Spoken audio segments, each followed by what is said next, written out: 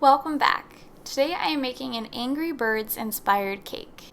So this is not a sponsored post, but the Angry Birds movie 2 just came out and I've been meaning to make an Angry Birds cake for a while, and this finally gave me the push I needed to make it.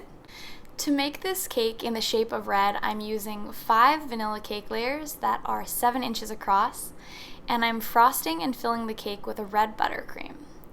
Making red buttercream is always a little bit of a challenge, and I have a few tips to help get really bright red frosting.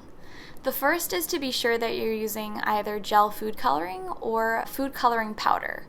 Both work well and help you get that really intense color. And there's also such a thing as no taste red, which is red food coloring that is supposed to have less of a bitter aftertaste than regular gel food coloring. The other really important thing when you're making bright frosting is to make it in advance. The longer that you let colored frosting sit, the deeper and more vibrant the colors get, so making your frosting a couple days in advance is a great way to intensify the colors and get that look that you're after. Now that our cake is frosted and crumb coated, I'm using an acetate sheet to make Red's curved body.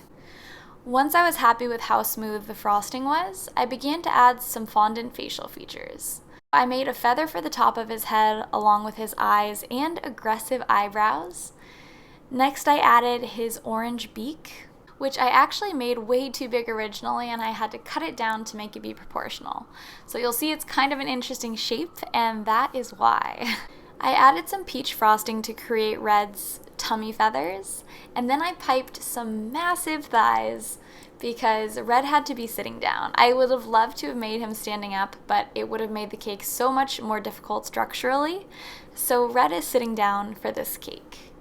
I used some orange fondant to create his little feet, and I also used red fondant to create his wings. Once I felt like his feet were in a good place, I added some additional buttercream to both sides of the cake to help support his wings.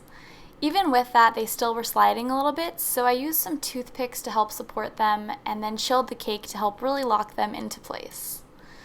As you can see, Red's wings have a bit of a curve to them, so I had to make them in advance and let them dry so that they could keep that shape. If you were to try to put these on with fresh fondant that you just cut, they would get kind of wilted and they definitely would not keep that structure. So I made them a few hours in advance and then let them dry on a rounded surface. For me, I found it was easiest just to let them dry right on the tub that the fondant comes in, which is a similar shape to the curve that I was after, so it worked great. The finishing touch was to add a little bit of vodka to Red's fondant features to help them shine and give him a little bit more dimension. Of course, I used a red knife to cut into this cake just to stay on theme, and I was so happy with how the slice looked. I had a blast making this cake. I'm so happy with how he turned out, and I hope you guys enjoyed it too. Thanks so much for watching. Hopefully, I'll see you again soon.